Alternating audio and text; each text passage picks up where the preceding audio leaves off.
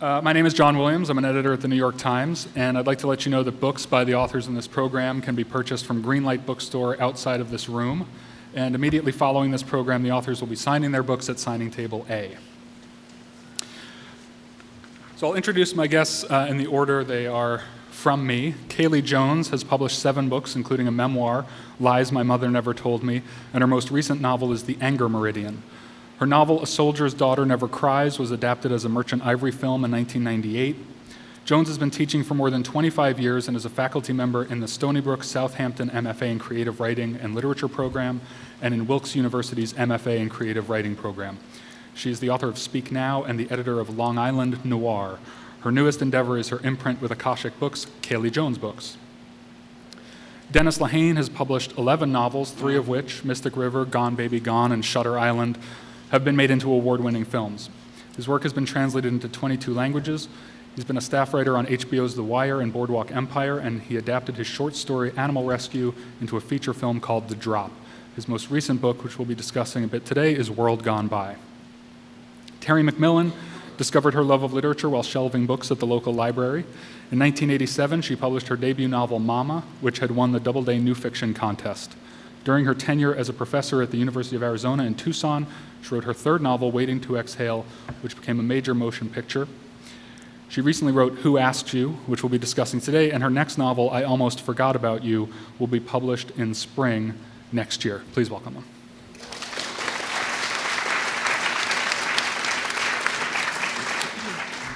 So our theme today is blood relatives, and the themes aren't always as coherent as I feel like this one is today, because these books are all very much, your most recent books, about family bonds, those ties, what they mean and what they don't mean to people. And so I'd like to start with a very broad question to all 3 of you, which is, when you sat down to write these most recent books, was there something in particular that you wanted them to say about family and how family functions, other than the things that you discovered as you wrote it or as the characters developed? Was there something in your head that you wanted the book to represent about those family relationships? Should I start? Going down the line? I had this thought that we are told that we are meant to love our parents and that they're meant to love us, and I didn't believe that that was true. And I had the idea that it was possible to feel the desire to murder your parent. And I tried to figure out how to do that in a way that would be where you would not be angry at the daughter for killing her mother, that you would be on her side. Well, of course, I didn't think about how hard that would be starting out. And my daughter gave me the idea when we were standing on a cliffside in San Miguel. She said, I know what you're thinking. This is where the daughter pushes her mother right off the cliff. And I said, and she was about 7, and I said, what a good idea. And that's how we think in my family, because everybody's a writer, so everybody thinks in absolutes and also in sort of what ifs. The problem ended up being that as I was working on it, I never figured out, and so I'm not telling you, it took me almost to the end to figure out whether she actually could or would push her mother off the cliff. So that became, it's the sort of the notion that we're drawn to believe that we are meant to love our parents and they're meant to love us, and that's the rule by which we live, and it's really a myth that we all live by. So that was my idea. I definitely have a couple of follow-ups about that, but we'll go to Dennis first. I didn't have much of anything going into the book. I usually don't. My process, for any of you guys who are aspiring writers or writers, and if this helps, I hope it does make you feel a little less lonely. There's an assumption that we know what we're doing. I never know shit. I never know anything. And I don't know anything. I just sort of muddle my way in. And usually what I do is I write a couple of characters and I have them kind of talk to each other. And then after a while, usually about 50 or 60 pages, I realize nobody's going to want to read this because it's just a bunch of people sitting around talking to each other. And I send them out for a plot. And usually they're really cool and they come back. Every now and then they come back and they open up their empty pockets and we got nothing. But mostly they come back with a story. So in this, I think what I was doing subconsciously, I look back on the text and I go, I was definitely writing about death. There's death everywhere. There's death on the first page. There's death on the second page. There's death on 55. And if you turn to 75 right now, there's death. There's just death, death, death. And then I was writing about parenting. And I'm a parent of 2 very young kids. I became very late in life. So I think that filtered in. But that's as far as I want to know about kind of process when I go into a book. I think, to be very honest, Please. You're in a courtroom. no, seriously, what's it like when you know you weren't the best parent, but you also don't like the products known as your children?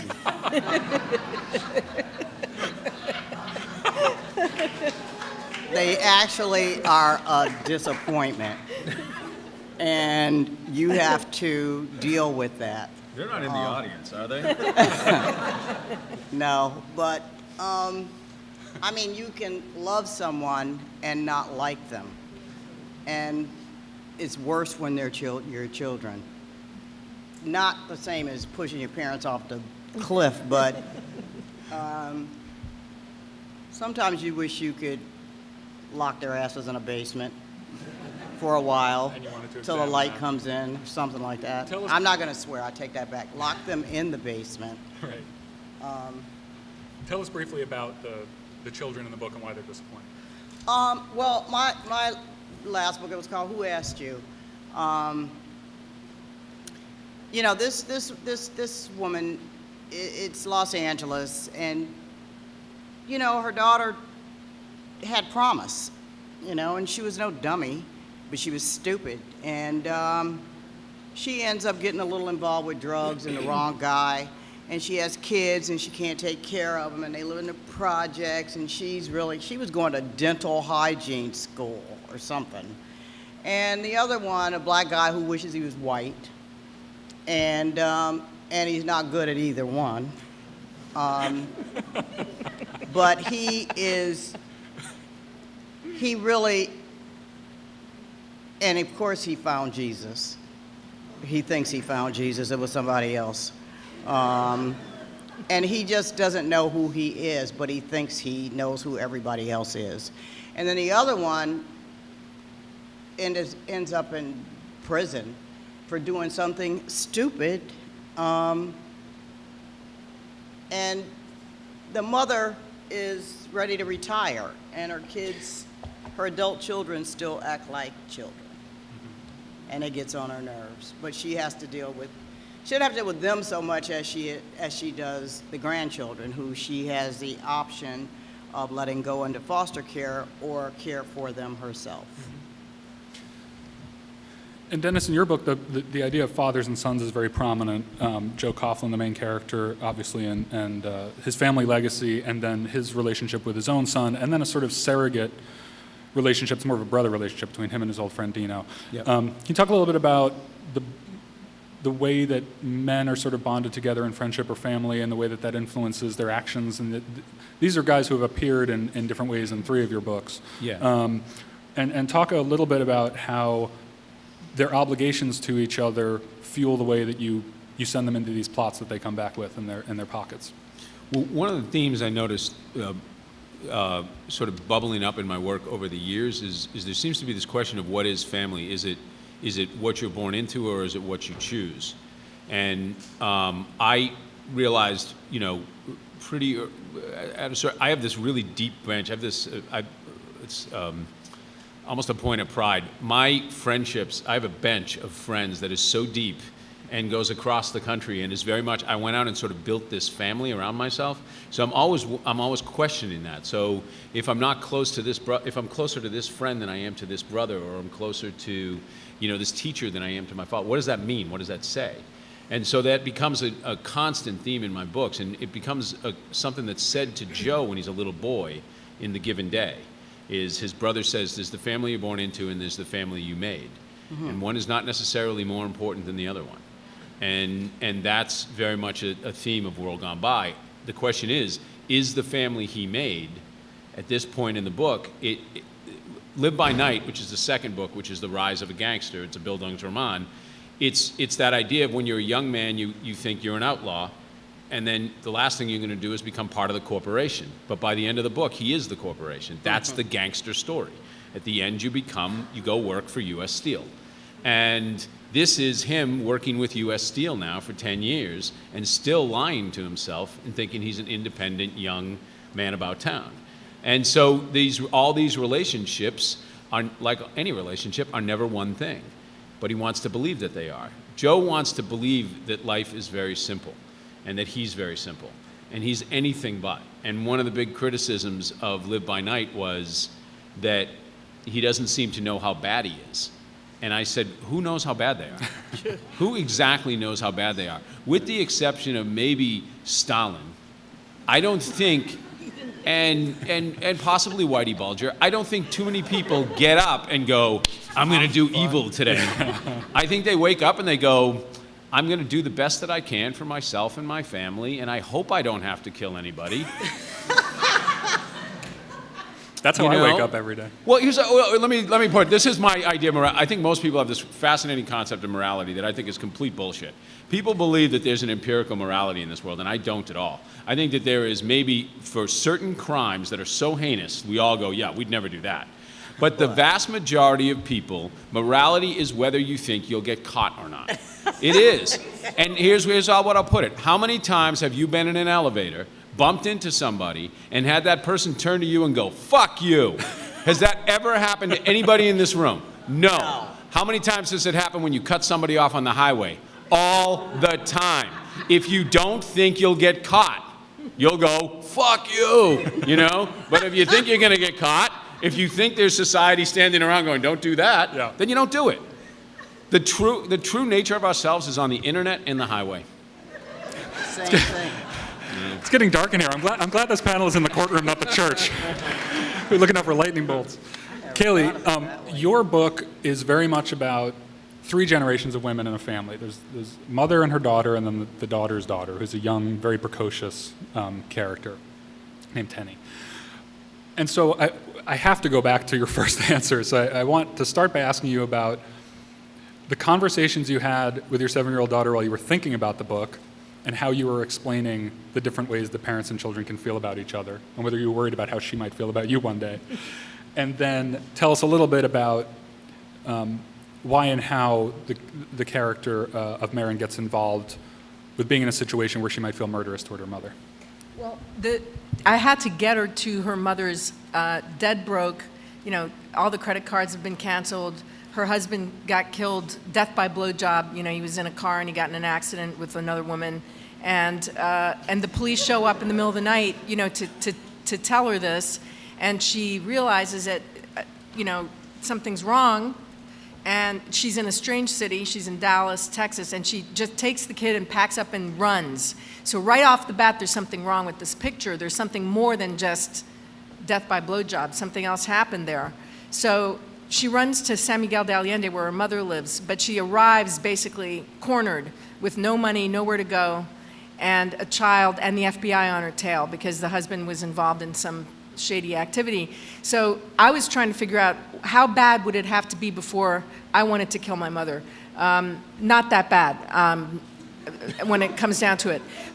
But in that case, I really wanted her to back up against a wall with no choices. And the line that gets crossed, the final line that gets crossed for her is that her mother threatens to take her kid away from her. She has all the money, all the power, all the lawyers in the world, and she is so angry at her daughter, at Marin, that she threatens, that she says, I'm going to have you proved insane, or you're going to get arrested. I'm going to tell on you that you're involved in this crime, and I'm going to take your kid away from you. And that was to me the line that couldn't be crossed. And the whole book is about boundaries getting crossed. And what I really was trying to do, though, is this idea of myth, that we build myths around ourselves. So she has all these myths built around herself. My mother loves me more than anything in the world. She'd do anything for me. That's why I'm going to run to her. Like, that's safety. But it's the least safe place that she could possibly go. That's very hard. I'm very interested in unreliable, lying narrators in denial. Since I got sober 23 years ago, the most interesting thing to me in the world is how I ever convinced myself that I didn't have a problem. And 23 years later, I'm still thinking about that, and I still haven't figured it out. So I love that idea of novels that tell a story about a person who's not telling the truth to herself or himself. And that's the start. And so I started reading unreliable novels with unreliable first-person narrators, and there are a lot of them, and they're great. And before the narrator knows that it's a lie, right? You know it, so you read the book to find out if they're going to find out whether or not they're going to get caught in their own lie. Does that? Yeah. But can we get back to your daughter for just a second? Oh, my daughter. My daughter threatens to kill me all the time. She's a second-degree black belt in Taekwondo, so it's actually dangerous when she threatens. How old is she now? She's 17, but she never does actually kill me. She just left to go to college, so I'm finally free and I can say these things. Until Christmas. Till Christmas. I want to address this to all three of you too, because there's one worldview that I think is a bit optimistic, but it gets some airtime sometimes, which is that generations improve on previous generations. That this is some kind of micro evolution kind of thing, where a kid in a family is going to sort of slightly see what's going on with his parents, get a little better than they were, who were a little better than the grandparents were. I think I'll let you give the specifics, but I think in Kaylie and Dennis's book, there's some truth to that, and in Terry's, there's less. But I'd like you to talk about whether or not, A, you think that's true and in real life and also in the world of your books. If what's real? If the every following generation, It gets better. I've read the book, so I know you're right to look at me that way, whether every generation sort of improves upon the one that came before it. and if not, why not? I don't know. I can't really answer that question. Well, what about in your book? Thank God for grandkids. I think that how children and subsequent generations improve has a lot to do with how well they are loved and what they come to understand about their own self-worth and freedom. That can do a lot. And if they learn early that it's okay to dream, and I think that as a parent,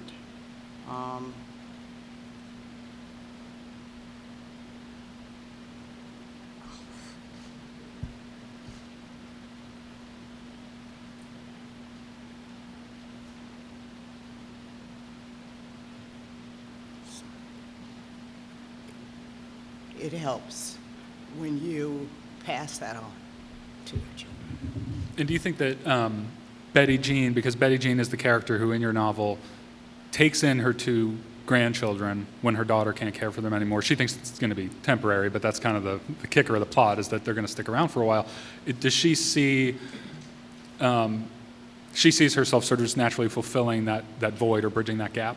I think that what she sees this as is as an opportunity. It's a second chance to get it right. What she didn't do with her kids, and she admits that she could have been a better mother. And sometimes you learn by default, and your kids are the products of what you give them. Sometimes there are obviously other influences, but I think that, and she still doesn't know. She thinks she knows. She knows what she didn't give them, and so she's trying to fill in the blanks this time. And she doesn't even know if she's fully equipped to do so, but she's going to try. And the kids come with their own challenges, so it's not just, Yeah, it's but obviously not just up I love to what you her. just said, though. I write about characters who lie to themselves. There's a book in there. Dennis, how about you? And both Joe and his father, but also Joe and his son. Well, I think that it can cut either way. I think that I'm fascinated by, I think we're seeing the fruits of it right now. The movie or the book. And what's it really about, to me, is about somebody, the son, who takes all of the hardest characteristics of the father, but he had none of the experience that made those things earned. And so all he has is the cruelty, and all he has is the myths. And I think what's damaging this country right now, personally, is our myths. I think it's so damaging. I think people want to believe that there was this wonderful, whether that decade was, the 1950s or this John Wayne. John Wayne was a myth. John Wayne was a draft dodger. John Wayne, didn't go to World War II. felt so bad about it, he did everything he could to get a bunch of kids to go to Vietnam. I mean, that to me is a really terrible danger of the myth. And I think we're left a lot of times. I used to have this neighbor, and he had been a police officer, he had been a Vietnam veteran. He was just a total Boston guy. You'd have to grow up all the way in it to know who this guy, but I knew this guy, I was comfortable with this guy. He was casually sexist, he was casually racist, he was casually xenophobic, he was all of these things. And I would say to somebody, they'd say, oh, don't you have trouble talking to Dick? I'd be like, no, I get Dick. It's his son I hate. Because his son is all those things, but they weren't created from anything. They were created from just having a small mind. Where Dick grew up in a different time in which, it's why are all immigrants kind of generally xenophobic? Europeans, for example. You go to Europe and they're all like, oh, the French. They're all, and the French are like, oh, the English. Oh, don't get me started on the Italians. You know what I mean? It's just my parents were the same way. They were immigrants and they were like, oh, and then they'd be within their own subsect. Don't talk to people from Dublin. What the, but I kind of get all of that. What I don't get is the next generation who grows up with all of the privilege and yet all of the prejudices. That bothers me, that troubles me. And I think that's, with this is very much Joe is fighting this battle where he wants to protect his son from the world in which the kid's gonna grow up in. And it's a gangster world, and you can't do it. It's simply folly. I mean, as you're reading this book, if you think Joe's going to be able to keep his son in the dark about what he does, then you need to read more, because it's not going to happen, so. Or you need to know more gangsters. Yeah. I'd read more first, and then Yeah. if that doesn't work. And Kaylie, the relationship between the mother and the daughter in your book is interesting, because the daughter in many ways is she's very smart, she's very precocious, but she takes to heart a piece of advice her mother gives her, or a particular piece of advice that her mother got from hers.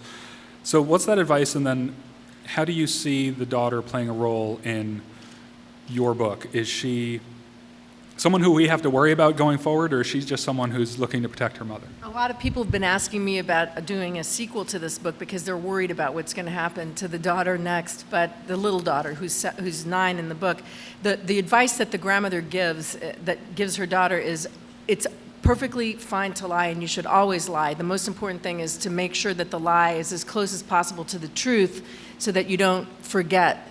And that's the advice she gives the daughter. So when they arrive in San Miguel, the only money they have is in the daughter's toy, in the bear.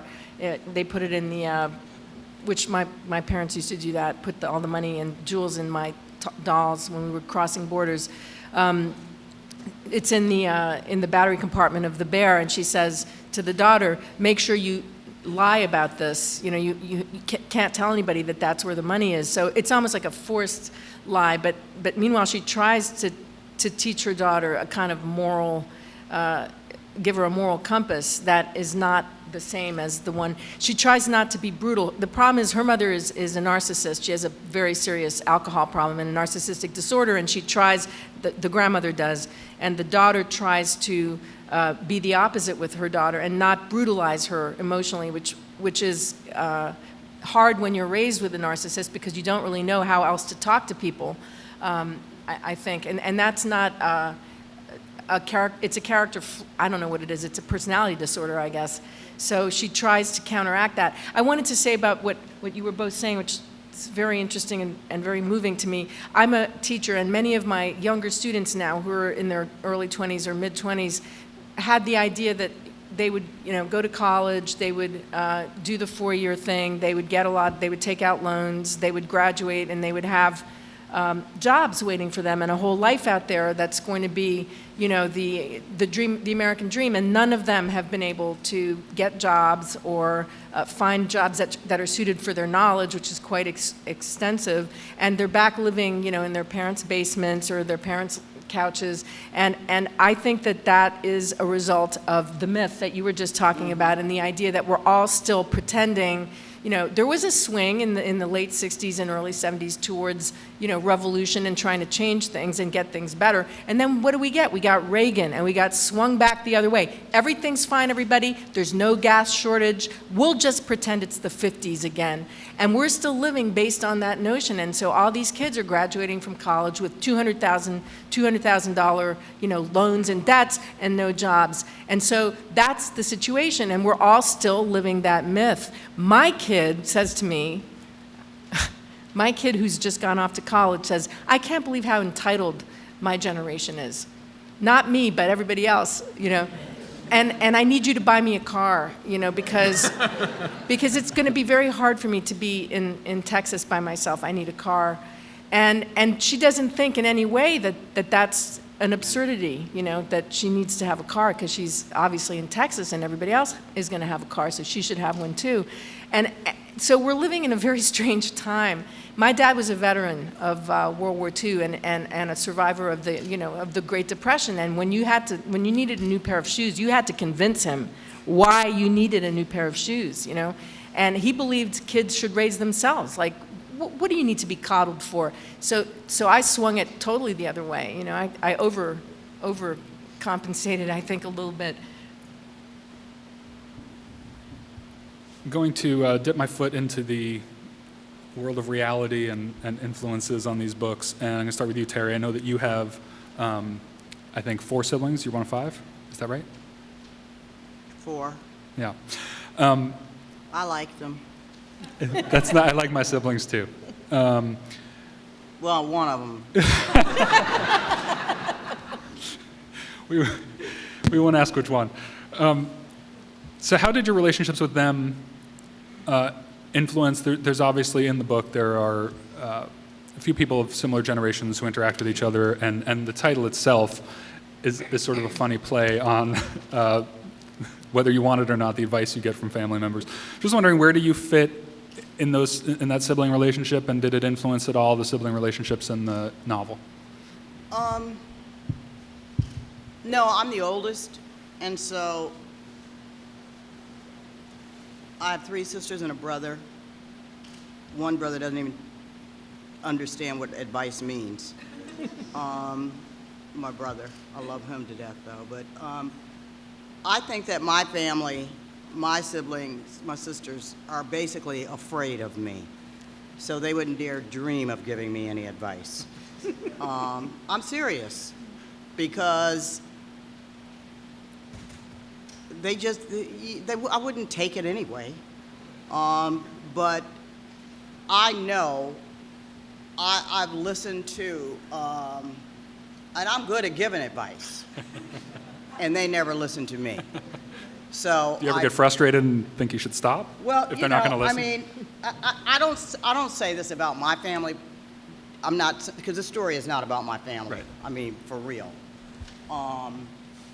But I know that there are people, such as myself, who thinks I have a lot more answers than some people. And so I like to share this knowledge, okay? Everybody doesn't want to hear it. But I found that basically, sometimes what people don't understand is that when you give advice, you have their best interests at heart, and then sometimes you have your own best interests at heart, which, if they do it, will make you feel better. And that's what came out of this. And also, I think that a lot of times we don't want to hear what we already know. Mm-hmm. So, and that happens a lot in every family. And how does that play itself out in the book a little Huh? bit? How does that play itself out in the book a little bit? Just an example or two. I think that, I mean, everything isn't always, you can't wrap it all up in a book. Mm-hmm. All you can do is hope that on a scale of 1 to 10, if somebody gets, I like the alphabet better, on A to Z, if they start out at B or C and they get to F, right on. If they just figure out a couple things, something that's just going to make things a little easier, even if it's a lie, but they believe it, because that's, to me, what writing fiction is about. It's about hope. And I want people to feel better about themselves and their lives when they finish reading the book, even if they don't have that experience. I want them to feel stronger, and that things could be things can be really bad, but sometimes you read a book and you realize, well, somebody had a whole lot worse than I did, and they figured it out, they got through it, so how can I? Because otherwise, to me, it's literary masturbation, and I got better things to do. And Dennis, you have your books, and this one in particular, since we're talking about that today, have very particular father-son relationships that most people. There what? And I assume Very particular father-son relationships. Okay. that most people don't experience, and that I assume you didn't experience, although maybe that's not true. But just if you could talk a little bit about your relationship with the men in your family and what you bring to bear from that on your fiction. Well, I came from a really, really, really working class family, and I was the youngest. I'm the complete opposite of Terry. I know Terry. I know Terry's. I know lots. In fact, I married one. Eldest children. They love to give advice. I don't want to give advice to anybody. I truly don't. Youngest of how many? I think we're all a mess. We're all full of shit. I don't think that anybody really knows much of anything. I think that we have little nuggets that we all learn along the way. And part of this might come from the fact that my father and my mother, but definitely my father, he had such a low opinion of facts. He just didn't like facts. And that's what years later when I was in graduate school, my mentor called writing the lie that tells the truth. And I love that. My parents would sit around with all the other relatives. My father was from a huge family. He was the 16th of 18 kids. And they all came over to America. They all moved to get around houses together, and they would get together every Friday and Saturday, and they would tell the same friggin' stories.